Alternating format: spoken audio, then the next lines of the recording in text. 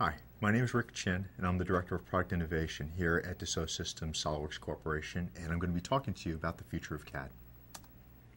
So what I'd like to do is start the conversation by talking about important market trends that are going to influence what the future of CAD should and needs to look like. And with that, we'll talk about the requirements of a future CAD product, and then finally I'll end on what some of the capabilities that should exist in a future CAD product. So what is the important trend that we should be looking at? Well, it's that growing middle class that we see throughout the world.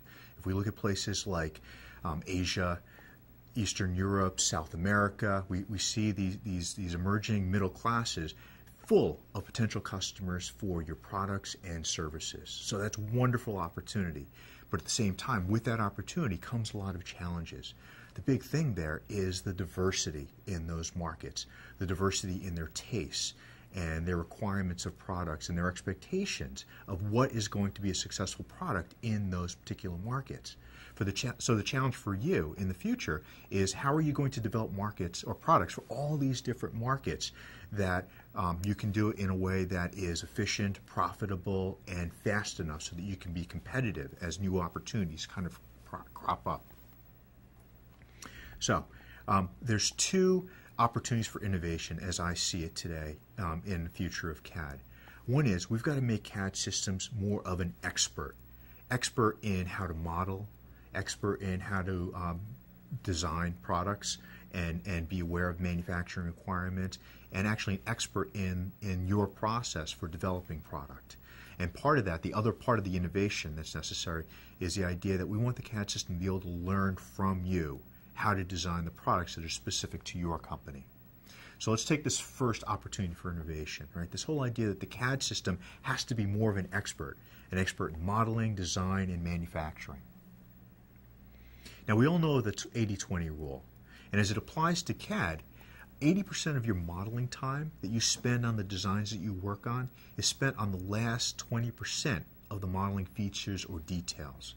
Right? These are the things like fillets and draft features, small holes, fasteners, weld beads, and so on. These are the things that are required to make your designs credible as manufacturable designs.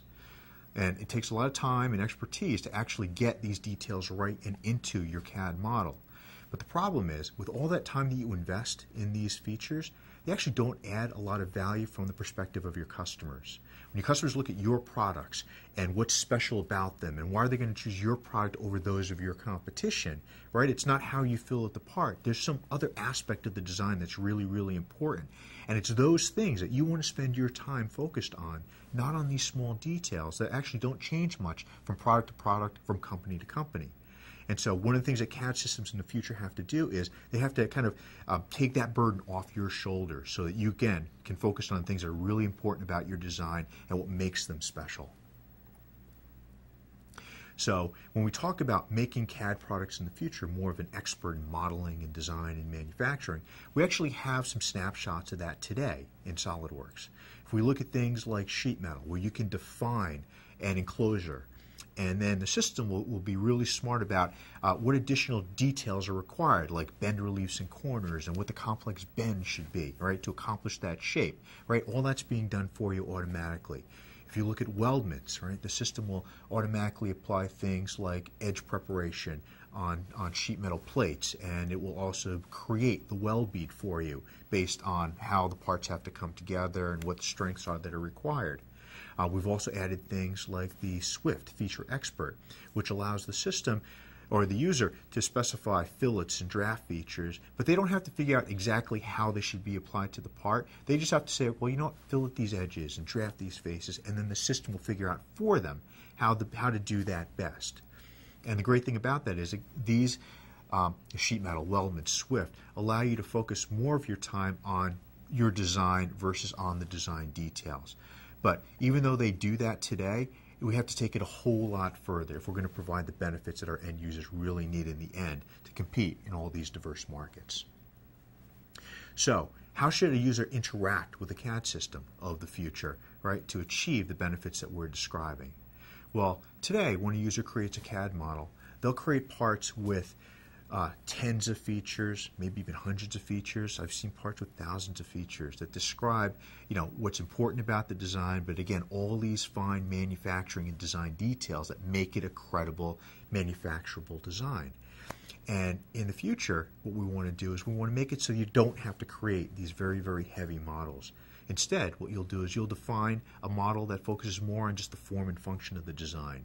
It might take only 5 or 10 features to define that particular part. It'll look very, very simple and lightweight. It'll be very easy to interact with or work with. And the beauty of that is later on, you'll tell the system, we'll take the simple representation and make it out of plastic, and I want you to injection mold it. And then the system will spring into action and build all the other features, all 150 features that follow, for you automatically. And it will not only do it once, but every time you make a design change to that simple model, the system again will kind of wake up and tweak the model and manage all those 150 features. So again, the modified design is just as credible as the very first design that you created, and it took you only moments to accomplish all of that.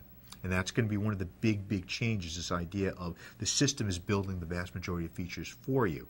This goes back to what I was saying before about you're spending 80% of your time creating those subsequent features.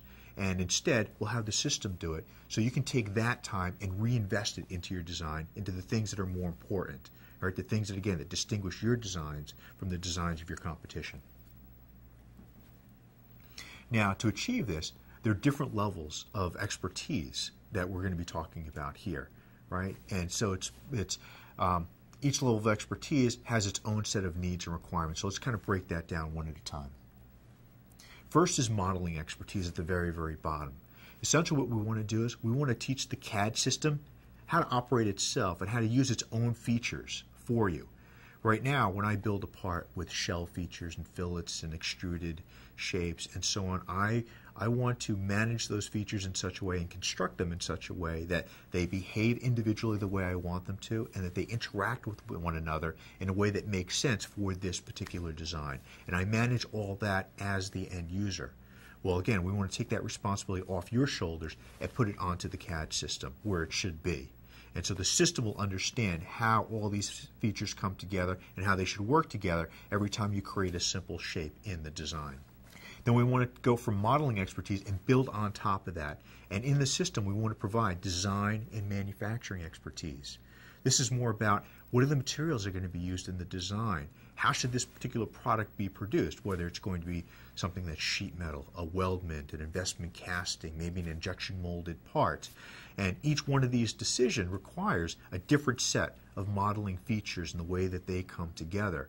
And it's different from one type of manufacturing process to the next. And the great thing about this is expertise on design and manufacturing, it's industry standard knowledge that you can go to any number of resources out there, like say the Machinery's Handbook, and you can look up the properties of various materials. You can look up information on when particular manufacturing operations should be executed or applied to a particular design. And so we can take the modeling expertise I described before. We can take this design and manufacturing expertise I'm describing right now, and we can actually put that together and put it into a generic CAD product that we can provide to all of our customers and have every one of them extract benefit from that from day one when they use the product. But we need to take it even further than that. So in addition to that type of expertise, we want to allow the system to capture company-specific expertise, things that are very, very unique to the products that you develop, right? So these are the things that make your products different from your competition's. These are the things that make the products that your customers love or give your customers a high value perspective on the products that you're providing. And these are things that are about the design language that you use on the products that you create, or the priorities that you use to develop how the product should flow or how it should be developed. But this is information that we don't have as SOLIDWORKS because it changes from company to company. But at the same time, this is really important information that you want to be able to leverage in your designs. And can your CAD system be used to help you do just that? And so the answer is yes. And what it has to do is it has to learn from you what the best way is to create your designs. And so it has to capture that upfront design information. Now, to do that, we want to do it by capturing your design expertise by observation, by watching you work. And today, there are tools available to us to capture design expertise. There's three major tools that I can talk about here very quickly. One is the features themselves that exist within SOLIDWORKS. So the fills, drafts, shells, and so on. Each feature knows how to behave individually, and then you can put them together and build relationships between those features that control how the feature should update when any design changes occur. One step above that is the idea of product configurators. These are products like DriveWorks and TactineWorks that allow you to create a custom user interface on your CAD model that's very specific to the products that you design. So for example, if your product is, say, plastic bezels for LCD screens, and they might accommodate screen sizes that are very, very different. They might have a number of buttons that you can have along the bottom edge. You can create a model, right, with one of these product configurators so that you can specify or allow the flexibility to specify the particular dimension for the screen size, whether you want 1 button, 5 button, or 20 buttons. And so someone can then take the work that you've done, enter in a couple of numbers, and then automatically, in moments, get a particular design. Then finally, there's something called knowledge-based engineering, or KBE. And this is where you have a knowledge-based engineer work hand in hand with a design expert to capture everything about the logic and the process flow that goes into developing your company's products. And what happens is they create this system that you can plug a couple of numbers into, and it actually goes through your entire design process, hooks itself up to a CAD system, and outputs all the different CAD models that represents a brand new design. It's really, really powerful stuff. And if you go from the design features to product configurators to KBE, the amount of power and capability they provide it progressively gets more and more. And like I said before, KBE provides a lot of power. But in addition to that, if you go from one to the next, what you realize is the amount of investment, the amount of effort and time required to actually capture that design expertise also grows pretty significantly. And unfortunately, a lot of our users don't take advantage of making that upfront investment, because the companies that do end up getting the benefits or reaping that benefit over and over and over again with each and every design that they produce from that point forward. But again, because making that initial investment might seem kind of daunting to some customers, they don't make it. So one of the things that a future CAD system is going to have to do is to actually get rid of that upfront investment, where you don't have to set up a separate project and a separate effort and a separate budget to capture your design expertise. Instead, let's just do the design work as we've always done it. And as I do my design work, the system's watching me and capturing that understanding. It's looking at the materials that we're using. It's looking at the features that we're creating and applying and creating relationships between. It's watching how we make design changes to the model. And after a while, it starts aggregating what you've done and all your peers within your company. And after a while, what you're going to find is the system understands so much that it's going to be recommending or applying features for you before you even have time to consider the need. So in summary, we have this emerging middle class that's occurring throughout the world, which is creating great opportunities for companies like yours for the products and services that you produce. But with that new opportunity comes a big challenge. Because of the diversity of those markets and their tastes and their expectations, a lot of times you're going to have to develop new products for each one of those different markets. It takes a lot of time and effort. So how can CAD help you to compete in those markets and to do it better than your competition? Well, the systems have to allow you to focus your time and energy on those things that make your product special. And we're going to do that by making the CAD system the modeling expert, the manufacturing expert, and the product-specific expert. So it's going to know how to develop the products that you develop as a company. And in the end, what you're going to find is that the CAD system of the future is not so much just an individual tool, but it's actually a design partner that works with you with each and every design that you produce. I want to thank you very much for the time. I hope you found this information interesting, and I hope you enjoy the rest of the Innovation Forum.